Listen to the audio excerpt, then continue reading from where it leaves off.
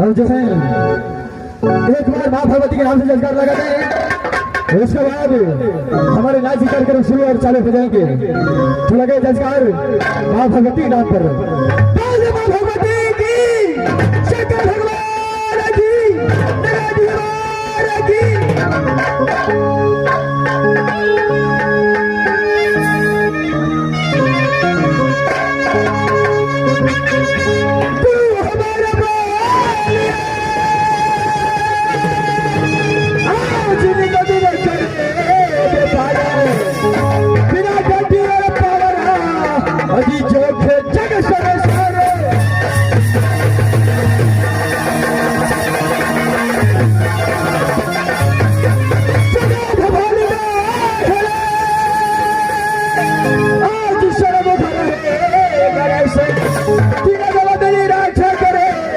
प्रभा विष्णु महेश्वर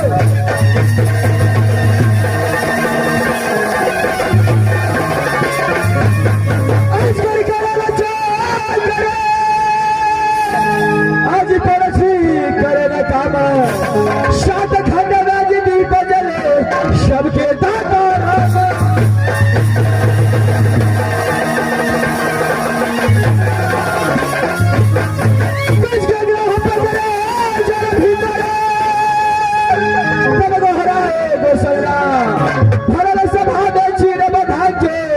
द्रौपदी लाज रखिए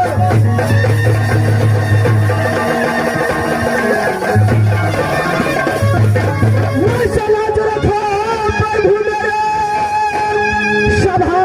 बीच मरैया रोब धक है बना जो नाटक का लिखे बनिया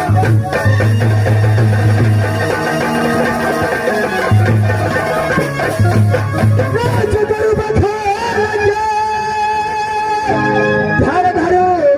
सरस्वती भैया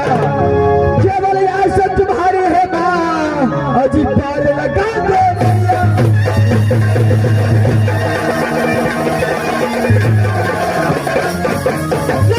भैया अजी शहरी क्या जमाता मेरे जैसा सिंह का दो पुत्र है अजी यार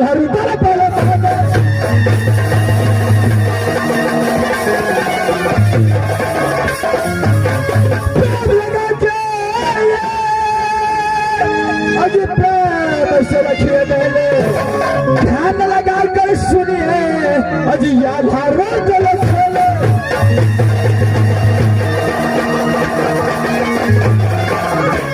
खुशी बाबा रबा ने दर्शाए हुए हैं कि जो बालक अजर चिन्ह माता पिता गुरुदेव लिखा उसी तरीके से सब हमारे बाल कलाकार हैं और बाल कलाकार से कोई गलती नहीं हो जाए तो अपने बच्चे समझकर क्षमा कर देंगे कृपया खेल पर ध्यान दीजिएगा। तो लीजिए अगर साथ बता बहना आज की रात हमारे कंपनी देवेंद्र जी के द्वारा छोटा सा खंड आल्हा को गिनाने जा रहे हैं जिस खंड का बोला है फूला हरण सूर्य कुंड करवाए फूला हरण सूर्य कुंड करवाए राजा कचमल सिंह का मत खेल बहुत अच्छा है आप लोग शांतिपूर्वक से देखें बोल दे मां भगवती की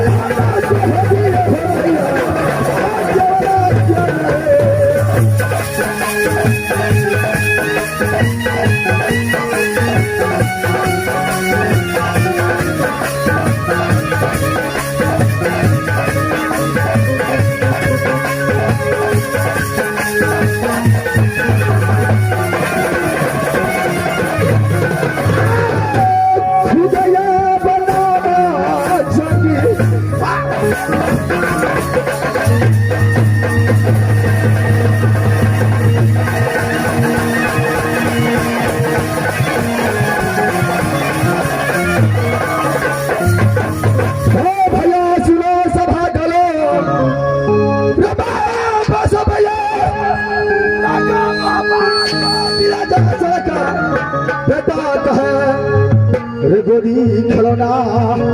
मैया देवला की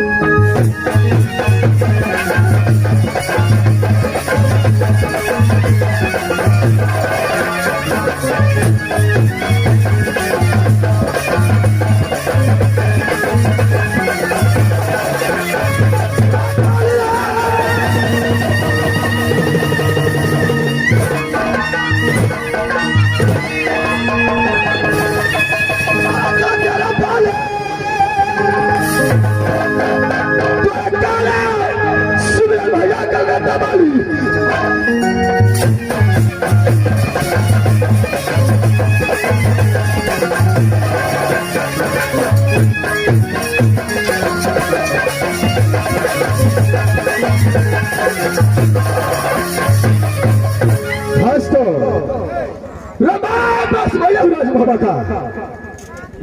बस भैया राज बाबा को जो फिर का सरकार गोदी खिलौना माजोला की गोदी खिलौना माजोला को जो खुद उधर से खुद नाम प्रदर्शन करता है अरे सुल्ला चर्चा वाला को सुल्ला चर्चा वाला को अरे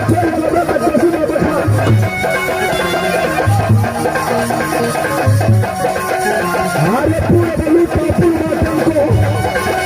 अरे पूरा बलू अरे पक्ष बलू का जिया नेपाल अरे उत्तर बलू का झाला को अरे उत्तर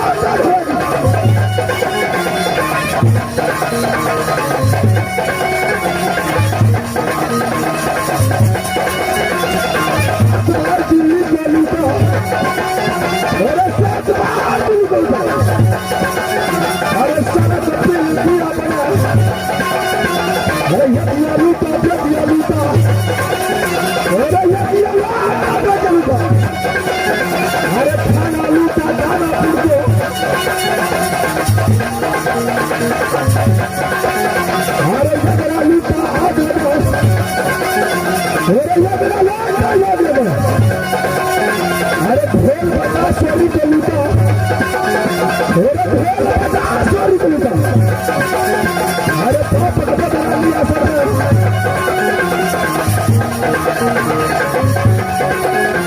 अरे लोहा बनाया मिर्जापुर से अरे लोहा बनाया मिर्जापुर से अरे 316 हरा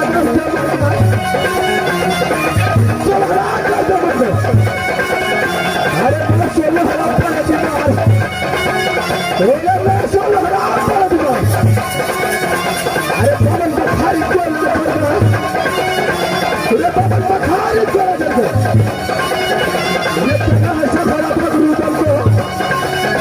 अरे पहला ऐसा खड़ा था गुरुदल को अरे हाथ लगाया जगदम्बा को अरे हाथ लगाया जगदम्बा को अरे चुप गई दुर्गा माई हरवाली अरे चुप गई दुर्गा माई हरवाली अरे 7 बहिन भागी थामा अरे 7 बहन भागी थामा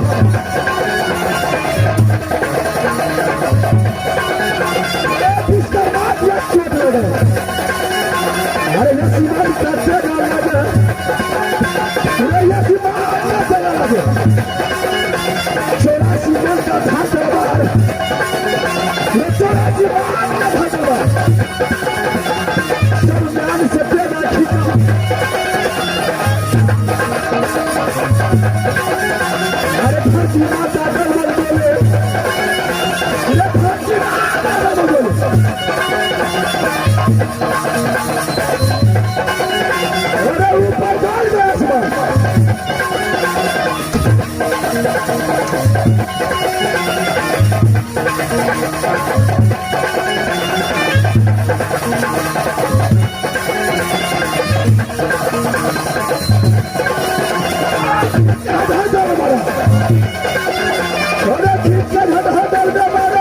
अरे 360 हमड़ी कर दिया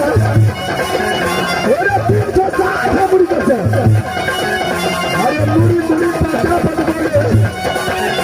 अरे मुड़ी बड़ा पकड़ा पड़ बोले अरे बुढ़ावे जो कि भाग हो गया अरे बुढ़ावे पर भाग हो गया अरे जो फेरी में घुसे हुआ है